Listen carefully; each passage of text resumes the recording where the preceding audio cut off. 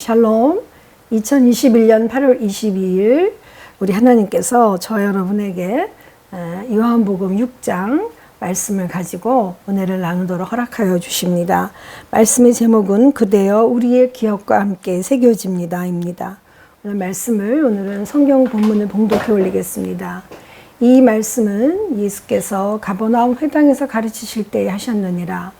제자 중 여럿이 듣고 말하되 이 말씀은 어렵도다 누가 들을 수 있느냐 한데 예수께서 스스로 제자들이 이 말씀에 대하여 수군거리는 줄 아시고 이르시되 이 말이 너희에게 걸림이 되느냐? 그러면 너희는 인자가 이전에 있던 곳으로 올라가는 것을 본다면 어떻게 하겠느냐? 살리는 것은 영이니 육은 무익하니라. 내가 너희에게 이른 말은 영이요 생명이라.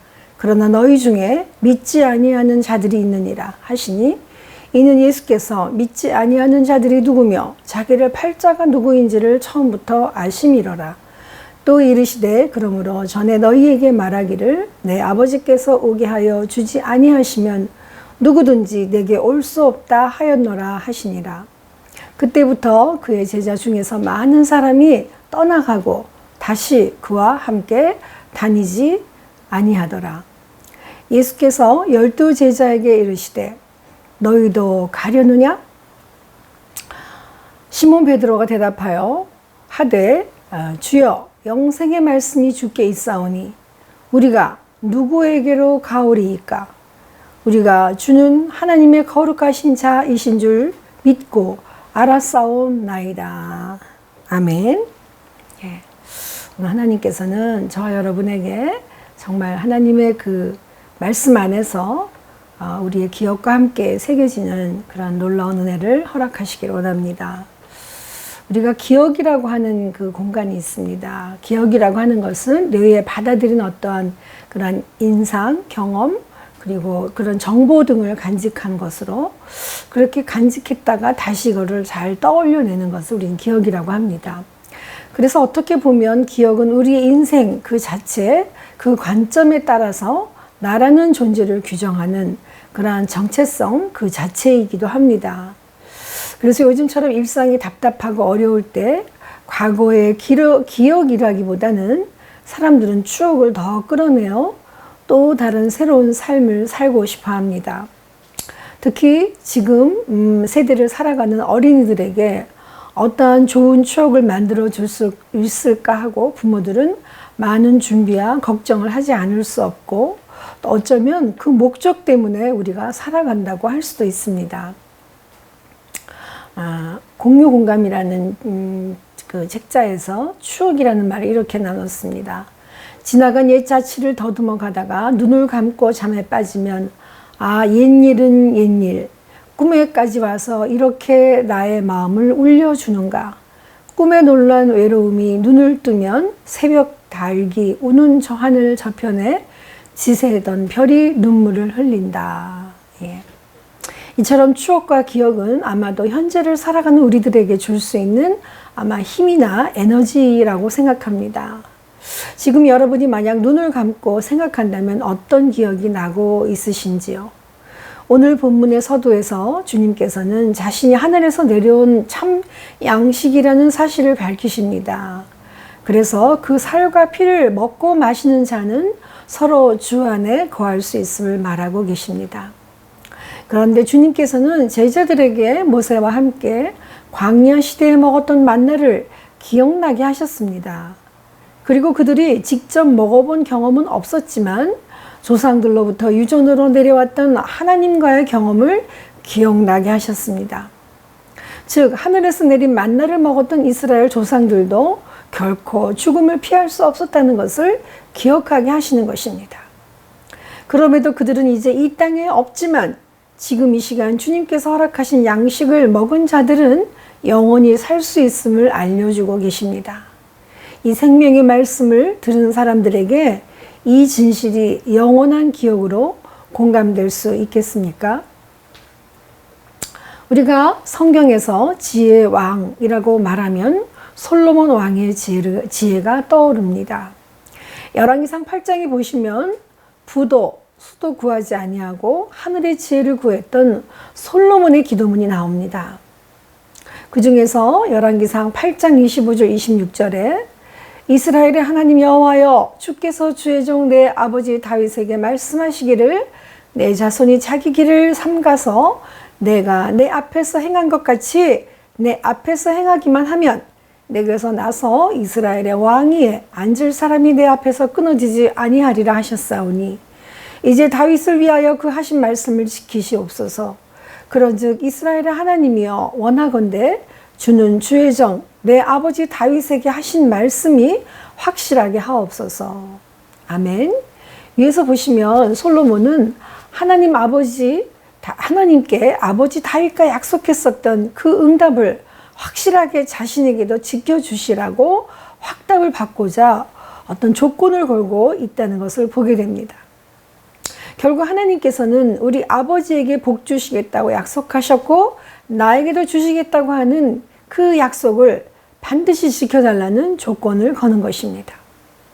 물론 그 후 연속해서 자신뿐만 아니라 이 성전을 향하여 기도하는 자들 그리고 이방인들의 기도까지도 들어주시리라고 믿고 간구하는 솔로몬의 기도를 볼 수가 있습니다. 그런데 이 기도에 응답을 주실 분은 하나님이신데 솔로몬은 지금 현재 자신의 처지가 아버지가 물려준 그 왕위를 유지하고 그 부와 그 권력을 유지하기에 급급하여 하나님께 매달리며 조건을 내거는 것으로 보입니다. 그렇지만 우리들은 이 기도를 이루어 주실 하나님보다 이렇게 간구했던 솔로몬의 지혜의 기도에 더 많은 관심이 있음을 우리는 고백하지 않을 수 없습니다. 그와 마찬가지로 열왕기서에서 이스라엘의 역사를 돌아보게 되면 많은 왕들이 다윗의 길을 따르지 아니하고 솔로몬의 부와 권력과 수를 따르고자 했던 이스라엘의 왕들의 과오를 우리는 보게 됩니다. 그러나 하나님께서는 이스라엘 왕국을 세워주셨고 그들에게 주시고자 했던 축복은 하나님 안에 거하며 영원토록 함께하는 것이었습니다.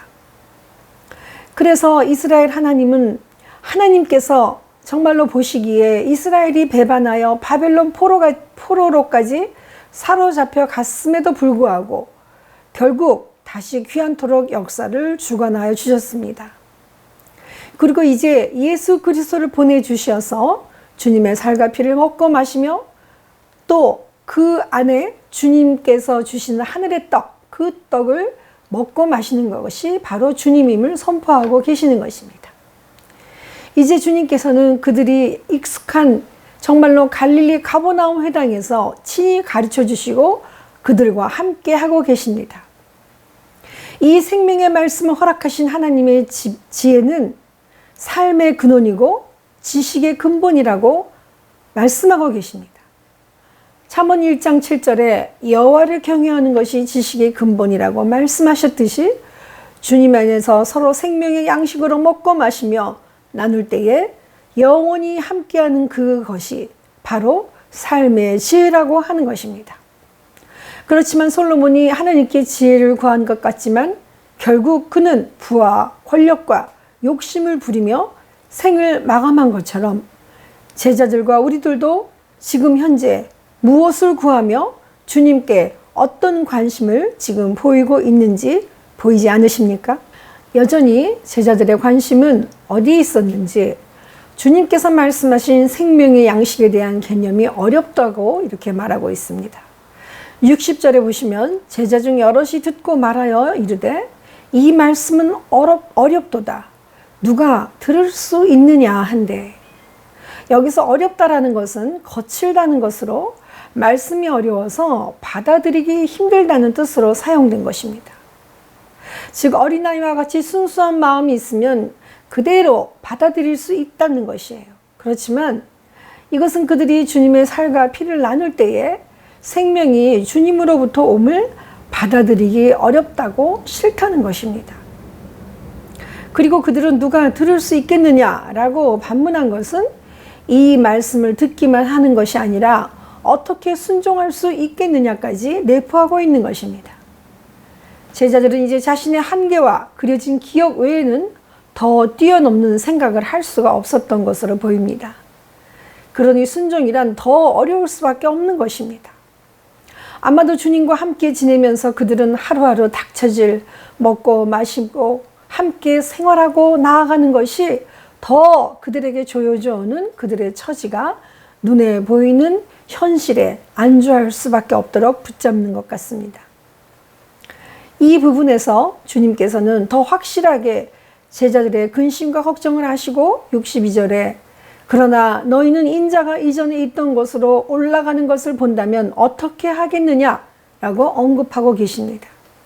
이것은 요한복음 3장 13절에 과거 모세가 광야에서 뱀을 든 것 같이 인자가 들려야 하느냐라고 반문하는 것과 같는 것입니다. 즉 십자가 처형과 관련된 것으로서 십자가 순환과 부활을 의미하는 것을 말합니다. 십자가의 주님을 받아들이면 영원한 생명의 부활을 만날 수 있음을 발견하신 것입니다. 오직 살리는 것은 영이고 육으로는 살릴 수가 없음을 말씀하시고 있는 것입니다. 사실 예배소서 6장 13절 17절에 보시면 하나님의 자녀들은 말씀으로 전신갑주를 입고 하나님의 성전으로 준비가 되기를 바라고 계시는 것을 우리는 잘 보고 있습니다. 주님께서는 영의 양식으로 영원한 생명을 주려 하심은 주 안에서 서로 동거하며 영원히 살게 하려 하심이라는 것입니다. 그래서 시편 기자는 이렇게 순전하게 기도하고 있습니다. 주의 궁정에서 한 날이 다른 곳에서의 첫날보다 나은즉 악인의 장막에 사는 것보다 내 하나님의 성전 문지기로 있는 것이 좋사오니 라고 말입니다. 그렇다면 이 땅의 양식에 대해 더 많은 관심이 있는 제자들은 그리고 우리들은 이제 주님의 생명의 양식을 어떻게 구체적으로 받아들일 수가 있겠습니까? 신앙은 어떻게 보면 해석입니다. 즉 그 시대와 문화 속에서 어떻게 살아계신 말씀으로 받아들이고 해석하느냐에 따라 살아있는 신앙이 되기도 하고 죽어있는 인간의 신념이 되기도 하는 것입니다. 그 말씀을 어떻게 받아들이는 자의 해석에 따라 신앙이 되기도 하고 신념이 되기도 한다는 것입니다. 당시 주님을 따르던 대부분의 사람들은 예수님을 정치적 메시아로 오해하여 예수님을 통해 자신들의 현실적 문제가 해결되기를 바라고 있었습니다. 그러나 주님의 가르치심은 그들의 기대와는 어긋난 영성과 구원에 관한 말씀뿐이었습니다. 우리는 오늘 본문을 통해 다음과 같은 그들의 신앙에 대한 개념을 볼 수가 있습니다. 첫 번째로는 현세적 욕구를 충족시키기 위해 예수님을 따르는 자들은 결국 주님을 버리고 떠날 수밖에 없었다는 것입니다. 왜냐하면 예수님을 따르는 자들이 누리게 되는 마음의 평안, 물질의 축복, 건강의 축복은 기독교 신앙의 근본이 아니라는 것입니다. 그것은 어쩌면 이 땅에 사는 동안 하나님께서 주시면 누릴 수 있는 어떤 부차적인 것에 지나지 않는다는 것입니다.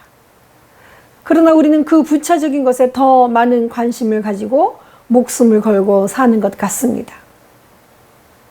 두 번째로 신앙인이란 하나님의 말씀을 모두 이해했기 때문에 믿음을 가진 자들이 아니라 오히려 믿음을 가졌기 때문에 하나님의 말씀이 믿음의 눈으로 바라볼 수 있게 된다는 것입니다. 진정으로 믿음의 눈으로 하나님의 말씀을 바라보는 자들은 그 속에서 놀라운 하나님의 구원의 역사를 발견하게 됩니다.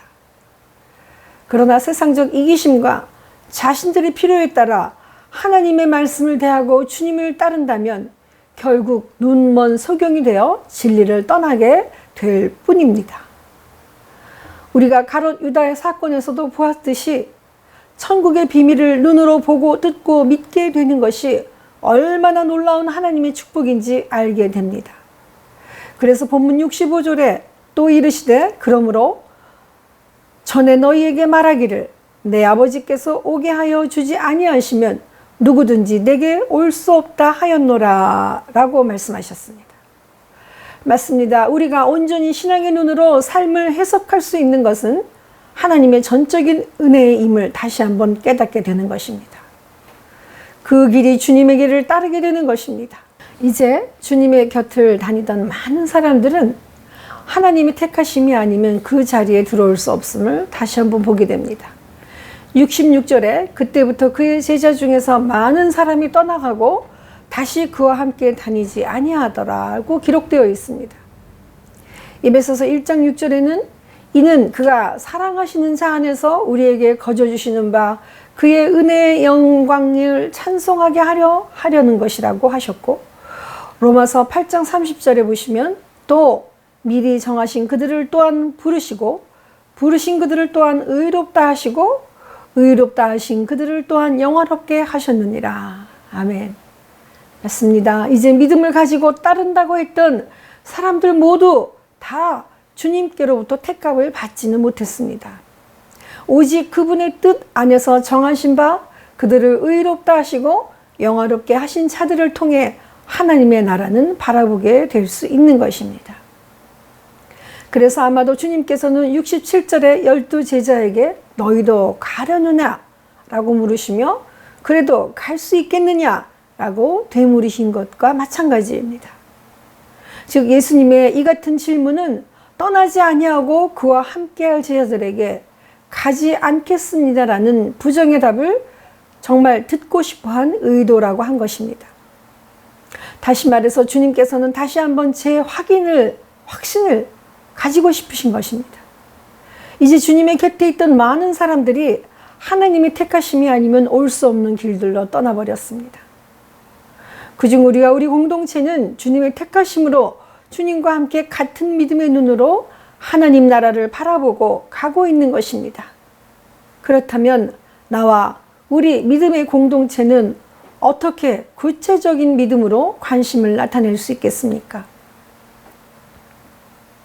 그리고 주님이 먼저 만져주신 우리의 믿음과 우리의 믿음의 공동체들은 그 방향이 이제 어디로 가고 있습니까? 그들은 어디를 향해 바라보고 있는가 말입니다. 그리고 그 바라봄이 이웃에게, 우리 곁에 있는 자들에게, 약자에게, 장애인과 고아와 과부와 함께하는 정말 어떤 그러한 나눔을 가지고 있는가 말입니다. 우리의 바라봄은 우리에게 발자국을 남깁니다. 그리고 그 발자국은 우리 기억과 함께 새겨질 것입니다. 또한 그 발자국을 보고 우리의 후배들은, 우리의 후손들은 따라오며 우리의 추억을 기념할 것입니다. 맞습니다. 우리는 주님이 새겨주신 십자가의 그 발자국을 바라보고 따라가고자 여기에 왔습니다. 주님께서 이제 우리에게 남겨주신 십자가의 발자국은 하늘 양식인 주님의 살과 피이며 영원한 하늘나라를 향한 발자국입니다. 주님의 제자들과 우리들은 그 길을 끝까지 따라가고자 할까요? 왜냐하면 우리는 주께서 하나님의 거룩하신 자인 줄 알고 믿었기 때문입니다. 기도하겠습니다.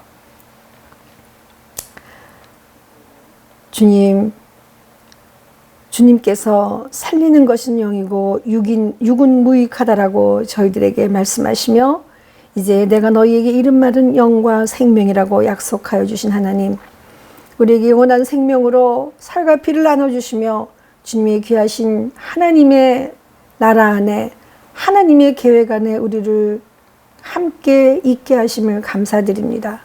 하나님, 정말로 주께서 우리에게 허락하신 하나님의 그 고난의 발자취, 십자가의 발자취의 그 기억으로 하나님 온전히 주님과 함께 영원히 동행하며 하나님 나라를 새겨가며 아버지 하나님, 우리 후손들에게, 우리와 우리 공동체에게 하나님의 영원한 기억으로 남을 수 있도록 하나님 도와주시옵소서. 감사드리옵고 예수 그리스도 이름으로 기도드리옵나이다. 아멘.